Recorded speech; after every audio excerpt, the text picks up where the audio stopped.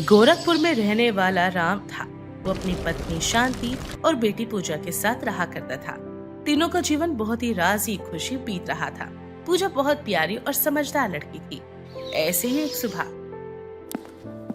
सुनिए जी, पूजा कब से सो रही है, जरा उसे उठा दीजिए। सूरज भी आसमान में आ चुका है।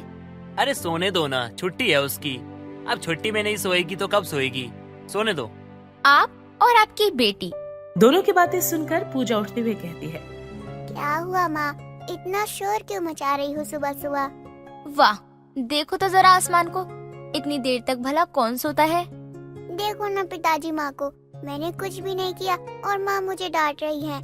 तुम मेरी बात ध्यान से सुनो। देखो, बेटी है वो मेरी। अब वो यहाँ आराम नहीं करेगी तो क्या ससुराल जाके आराम करेगी? और वैसे भी तो बच्ची है अभी।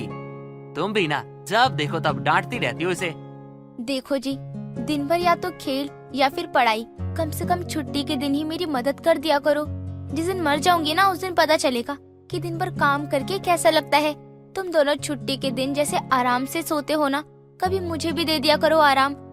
लेकिन नहीं, मैं तो इस घर की नौकरानी हूँ ना। देखिए, मैं ये तुम दोनों के भले के लिए कह रही हूँ। कल को अगर मैं मर गई तो तुम दोनों मेरे बिना कैसे गुजारा करोगे?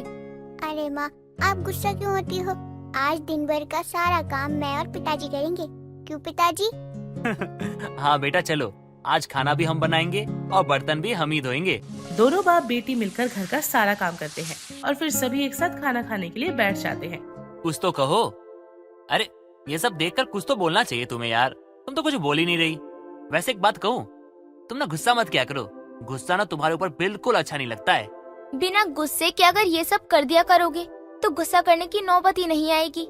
माँ, अब से छुट्टी के दिन मैं आपकी मदद कर दिया करूँगी। चलो, अब बातें बहुत हो गई, खाना खा लो। और बिटिया रानी, अच्छा अब ये बताओ, रात के खाने में क्या बनाऊं? माँ, मेरा तो मछली खाने का मन कर रहा है। सुनिए जी, शाम को बाजार जाकर ताजी ताजी मछली ले आना। मैं अपनी बिटिया के लिए उसकी पसंद का खाना बनाऊंगी। ठीक है। राम शाम को बाजार से जाकर ताजी ताजी मछली घर लेकर लौटता है। तभी उसका एक दोस्त किशोर उसे रास्ते में मिलता है। अरे किशोर मेरे भाई, बड़े दिनों बाद दिख रहे हो। कहाँ थे? हाँ भाई, थोड़ा शहर गया था माँ की दवाई लेने। क्या हुआ है माँ को? हाँ सब ठीक तो है ना? हाँ सब ठीक है, बस थोड़ा बीपी बढ़ गया माँ का। तू उनका ध्यान रख भाई। और हाँ, कोई मदद चाहिए हो ना तो बता दियो। तुमने इतना कह दिया मेरे लिए, बस इतना काफी है। अच्छा भाई, अब मैं चलता हूँ। ठीक है भाई। राम मछली लेकर घर पहुंचता है और शांति उन मछलियों को अच्छे से पकाती है। सबके सब आ जाओ, गर्मा गर्म खाना तैयार है। तुम्हारा बहुत मन था ना मछली खाने का, जैसे तुम्हें पसंद है ना, बिल्कुल वैसे ही बनाई है। अरे वाह, कभी बेटी को डांटती हो, कभी प्यार करती हो। तुम्हारा तो मुझे समझ ही नहीं आता है। अजी आप नहीं समझोगे, माँ की डांट में भी प्यार ही होता है। मैं तो बस ये चाहती हूँ कि मेरी बेटी एक अच्छे इंसान के साथ एक समझदार इंसान भी बने। मैं हर समय इसके साथ नहीं रह सकती ना। एक दिन इसे सब कुछ खुद ही करना होगा। बस अभी से तैयार कर रही हूँ इसे। चलो सब खाना खाते हैं। अगले दिन सुबह को सभी उठते हैं तो देखते हैं कि शांति अभी भी सोई हुई है। जैसे ही राम उसे उठाने की कोशिश करता है तो देखता है कि वो मर चुकी थी। पूजा ये देखकर बहुत रोती है। उसके बाद सभी लोग उसे लेकर जाते हैं और अंतिम संस्कार कर देते हैं। ऐसे ही कुछ और दिन गुजर जाते हैं। पूजा अपनी माँ की याद में कुछ नहीं खाती पीती।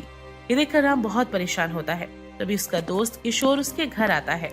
देख राम, मैं जानता हूँ इस समय ये बात करना उचित नहीं है, लेकिन अब पूजा बिटिया की ऐसी हालत मुझसे देखी नहीं जाती।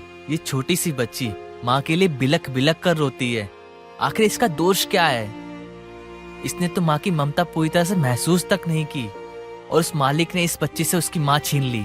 हम सबको लगता है कि तुझे पूजा के खातिर दूसरी शादी कर लेनी चाहिए। अभी इस बच्ची का पूरा जीवन बाकी है। अभी इसे माँ की जरूरत है। मैं तेरी बात समझ रहा हूँ भाई, मैं क्या करूँ? मैं अपनी बेटी को ऐसा नहीं देख सकता, लेकिन दूसरी शादी भी नहीं कर सकता मैं, क्योंकि मैं जानता हूँ सौतेली माँ कैसी होती है। अगर उसने मेरी बेटी के साथ अच्छा बर्ताव नहीं किया तो नहीं, मैं ये सब सोच भी नहीं सकता। लेकिन राम, हर सौतेली माँ एक जैसी नहीं होती। किशोर राम को बहुत समझाता है, जिसकी बात सुनकर राम सोचता है। किशोर सही कह रहा है, पूजा को माँ की जरूरत है और इस घर को संभालने के लिए भी कोई होना चाहिए।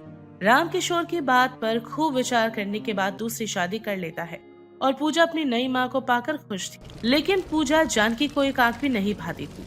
ऐसे ही कुछ दिनों बाद राम को किसी काम से शहर जाना पड़ गया था। राम के जाते ही जानकी ने अपने असली रंग दिखाने शुरू कर दिए। ओए कलमुही, जाकर बर्तन धो ले। बैठे बैठे बस मुफ्त की रोटियां तोड़ती रहती है। पूजा सारा दिन माँ का कहना मानती और थकती भी नहीं थी। ठीक है माँ, मैं अभी सारे बर्तन धो देती हूँ, आप फिक्र मत करो। जा ज्यादा चिकनी चुपड़ी बातें करने की जरूरत नहीं है। जितना कहा है उतना कर। ये चिकनी बातें ना अपने पिता के साथ करना, मुझे इसकी जरूरत नहीं है। पूजा चुपचाप बर्तन उठाकर कुएं के पास जाकर धोने लगती है। थोड़ी देर बाद कमरे से तेज आवाज आती है। अरे कहाँ मर गई पूजा की बच्ची? जल्दी आजा नासपिटी, मुझे प्यास लगी है। जी माँ, अभी आई। जानकी सारा दिन पूजा को काम में लगाए रखती। उसे ना तो आराम करने देती, ना उसे भरपेट खाना देती। पर बेचारी पूजा करती भी तो क्या, उसका दुख सुनने वाला यहाँ कोई नहीं था। ऐसे ही एक दिन, अरे ओ कलमुही, ये टोकरी ले और नदी से मछलियाँ पकड़ के ले आ। आज मेरा मछली खाने का बहुत मन है। माँ, अभी जाती हूँ मैं मछली लेने। और सुन, बिना मछली लिए अगर तू घर वापस आई ना तो मैं तुझे पकाकर खा जाऊंगी, समझी? भाग यहाँ से अब। नदी पर पहुंचकर बहुत देर तक पूजा कोशिश करती है, लेकिन उसे एक भी मछली नहीं मिलती और वो वहाँ बैठकर रोने लगती है और खुद से कहती है, मैं अगर मछली लेकर नहीं गई तो आज माँ मेरी जान ले लेंगी और फिर पिताजी भी तो यहाँ नहीं है। क्या करूँ, मुझे तो कुछ समझ नहीं आ रहा। माँ, तुम कहाँ चली गई हो मुझे छोड़कर? तुम मुझे छोड़कर क्यों चली गई? अगर तुम्हें जाना ही था तो मुझे भी अपने साथ ले जाती। अब मैं क्या करूँ? माँ, पिताजी भी नहीं है, अब मैं अपना दुख किसे सुनाऊँ? तभी नदी में से एक सिन्होरी मछली पानी के ऊपर आकर कहती है, बेटा पूजा, मैं तेरी माँ हूँ, तू रो क्यों रही है? तुझे क्या कष्ट है मेरी बेटी? क्या सच में तुम मेरी माँ हो? लेकिन तुम मछली कैसे बन गई? ये मेरा दूसरा जन्म समझ ले बेटा, क्योंकि मैंने अपनी मासूम बच्ची को छोड़ा जो था तो मुझे मुक्ति कैसे मिलती, इसीलिए मैंने दूसरा जन्म लिया है। तुम मुझे बताओ कि तुम रो क्यों रही हो मेरी बच्ची? नई माँ ने मुझे मछली लाने के लिए टोकरी दी थी, लेकिन मैं कितनी देर से यहाँ मछलियाँ पकड़ रही हूँ, लेकिन अभी तक एक भी मछली नहीं पकड़ी गई। अगर मैं मछलियाँ लेकर नहीं गई घर तो नई माँ मुझे ही पकाकर खा जाएगी। ऐसा तुमसे किसने कहा? नई माँ ने कहा है, अगर मैं मछलियाँ लेकर नहीं गई तो नई माँ मुझे पकाकर खा जाएगी। सुनहरी मछली ने पंख हिलाकर उसकी टोकरी मछली से भर दी और साथ ही उसे खाने के लिए खाना भी दिया। माँ, तुम बहुत अच्छी हो। आज सच में इतने समय बाद ये स्वादिष्ट भोजन करके मजा ही आ गया। माँ, अब मैं जाती हूँ, वरना नई माँ मुझे बहुत मारेगी। अगर अंधेरा हो गया तो नई माँ मेरी जान ले लेंगी। ठीक है मेरी बच्ची, मैं हमेशा तेरे साथ हूँ, तो चिंता मत कर। इतनी सारी मछलियाँ कैसे पकड़ी तूने? कहीं तूने चोरी तो नहीं कर ली? नहीं माँ, मैंने कोई चोरी नहीं की। मुझे तो एक भी मछली नहीं मिली थी। वो तो सुनहरी मछली के रूप में मेरी माँ आई थी, उन्होंने ही मुझे ये सारी मछलियाँ दी है।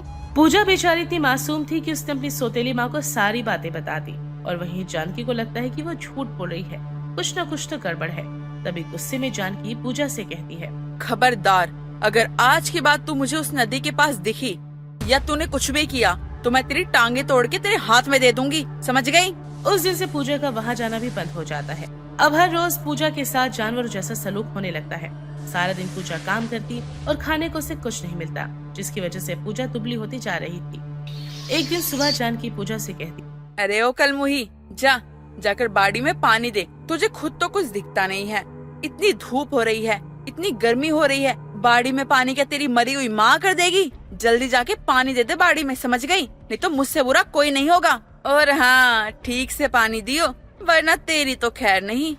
जी माँ, मैं अभी जाती हूँ। भूखी प्यासी पूजा बाड़ी में पानी देने लगती है और कुछ ही देर में वो थक गई थी। उसे चक्कर आने लगा। हे भगवान, कितनी गर्मी है आज, और ये सूरज दादा तो देखकर ऐसे लग रहे हैं जैसे आज सबको जलाकर ही मानेंगे। एक काम करती हूँ, थोड़ी देर तक पेड़ के नीचे बैठकर आराम कर लेती हूँ, क्या पता मुझे थोड़ा सही लगे। माँ, तुम कहाँ हो? अब तो नई माँ ने नदी पर भी जाना बंद कर दिया है। अब मैं तुमसे मिलने कैसे आऊँ? तुम्हारी बहुत याद आती है माँ, तुम मुझे अपने पास बुला लो। तभी वहाँ पर एक तोता उड़कर उसके पास आता है। क्या हुआ पूजा, तुम रो क्यों रही हो? तुम बोल सकते हो इंसानों की तरह। हाँ, मैं बोल सकती हूँ मेरी बेटी, क्योंकि मैं तुम्हारी माँ हूँ। लेकिन मेरी माँ का दूसरा जन्म तो मछली के रूप में हुआ था, जो मुझे नदी के तट पर मिली थी। हाँ बेटा, तुम नदी तट पर आई नहीं ना, तो मुझे तोते के रूप में यहाँ आना पड़ा। पूजा रोते हुए अपनी माँ को सारी बातें बताती है। तुम तो बहुत कमजोर दिख रही हो, क्या तुम सही से खाना नहीं खाती? जानकी माँ मुझे बचा हुआ खाना देती है, अगर नहीं बचता तो वो मुझे खाना ही नहीं देती। अच्छा मेरी बेटी, तुम अभी रुको, मैं अभी कुछ लेकर आई। तभी उसकी असली माँ ढेर सारे फल लेकर आती है। ये ले मेरी बेटी, तू आराम से खा। शुक्रिया माँ। पूजा आराम से बैठकर फल खाती है। कुछ दिनों तक ऐसे ही चलता रहता और उसकी अच्छी सेहत देखकर जानकी कहती है, मैं इसे खाना नहीं देती, फिर भी ना जाने इतनी हट्टी कट्टी कैसे होती जा रही है। मुझे तो पता लगाना ही होगा। आज मैं इसके पीछे पीछे बगीचे में जाती हूँ। जानकी बगीचे में सब कुछ अपनी आंखों से देखती है कि कैसे तोता उसके पास बैठा है और वो आनंद से फल खा रही थी। उसे लगता है कि जरूर ये सब कुछ कोई उसका अपना उसकी सहायता करने के लिए कर रहा है। ऐसे ही शाम को जब पूजा घर पर वापस आती है तो उसकी सौतेली माँ कहती है, ए पूजा की बच्ची, कल मुही, आज के बाद बाड़ी में जाने की जरूरत नहीं है। घर में वैसे ही बहुत सारे काम है, घर के काम कर, बाहर जाने की जरूरत नहीं है। लेकिन माँ, बाड़ी में पौधों को भी तो पानी देना है। तुझे उसकी फिक्र करने की कोई जरूरत नहीं है। बड़ी आई पानी देने वाली बाड़ी में। चुपचाप पहले घर के काम खत्म कर, फिर कुछ करियो। लेकिन माँ। सुने, ज्यादा जुबान चलाने की जरूरत नहीं है। अब जानकी पूजा का बाड़ी में जाना भी बंद कर देती है। ऐसे ही कुछ दिनों बाद पूजा की माँ शांति गाय के रूप में आकर उसे अपना दूध पिलाने लगती है। और ऐसे ही एक दिन सुबह में, मैं तो इस करमजली को सही से खाना भी नहीं देती हूँ। ना जाने कैसे मोटी होती जा रही है। कुछ तो चल रहा है मेरे पीठ पीछे। आज तो इसका पता लगाना ही पड़ेगा। अच्छा, ये सब चल रहा है मेरे पीठ पीछे। आने दो इस गाय को, मैं भी देखती हूँ अगली बार ये इसे कैसे दूध पिलाती है। अगर इसने इसको दोबारा दूध पिलाया ना, तो मैं भी इसे देखती हूँ।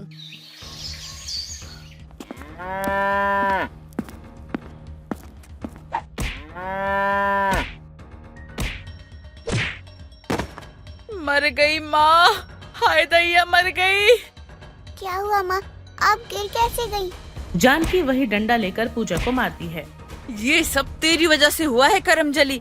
तेरे होते हुए इस घर में कभी खुशी आ ही नहीं सकती है। ना जाने तू कब मरेगी यहाँ से, कब मुझे चैन मिलेगा, कब मेरी चैन को सांस आएगा। हे भगवान, तू मर क्यों नहीं जाती जाके। ये सुनकर बेचारी पूजा बहुत रोती है और घर चली जाती है। अगले दिन सुबह पूजा बाड़ी से टमाटर तोड़कर खाती है। तभी जानकी उसे देख लेती है। अच्छा महारानी, मैंने क्या इन टमाटर को तेरे लिए लगाया है जो तू खा खा कर मोटी हो रही है? इन पौधों में पानी देते देते मेरी हालत खराब हो रही है और तू इसे खा खा कर मोटी हो रही है। आज तो मैं ये किस्सा खत्म ही कर देती हूँ। जानकी सारे पौधों को उखाड़कर फेंक देती है और पूजा को अंधेरे कमरे में बंद कर देती है और बेचारी को पानी तक नसीब नहीं हुआ और वो रोती रही। दूसरे दिन शांति चूहे के रूप में पूजा के पास जाती है और पूजा से कहती है, बेटा पूजा, मैं हूँ तेरी असली माँ, शांति चूहे के रूप में। माँ तुम आ गई। मैं जानती थी कोई मेरा रोना सुने या ना सुने, लेकिन तुम मेरा रोना सुनकर जरूर आओगी। बेटा, मैं तुम्हारे लिए थोड़ा सा भुना हुआ अनाज लेकर आई हूँ, तुम इसे खा लो। क्या खाना? आज कितने दिनों बाद कुछ खाने को मिला है माँ। क्या तुम थोड़ा सा पानी भी ला सकती हो? मुझे बहुत तेज प्यास लगी है। हाँ बेटा, मैं पानी भी लाई हूँ, तुम खाना खा लो, तुम्हें थोड़ा अच्छा महसूस होगा। कुछ देर बाद कमरे में जानकी आ जाती है। बड़ी ही मोटी चमड़ी है तू। 5 दिन से अनाज का एक दाना तक नहीं दिया है और ना ही जल की एक बूंद मिली है। फिर भी देखो कैसे चेहरे पे रौनक आई हुई है, जैसे कुछ हुआ ही ना हो। बस अब मुझसे और बर्दाश्त नहीं होता है। मैं तो तेरा किस्सा ही खत्म करने वाली हूँ। आज तो मैं इस तलवार से सारा किस्सा ही खत्म कर दूंगी। आज तो मैं उसके टुकड़े टुकड़े कर दूंगी। शांति मेज से लगे चूहे के रूप में सारी बातें सुन रही थी। तभी वो भागते हुए भगवान के मंदिर में जाकर प्रार्थना करने लगती है।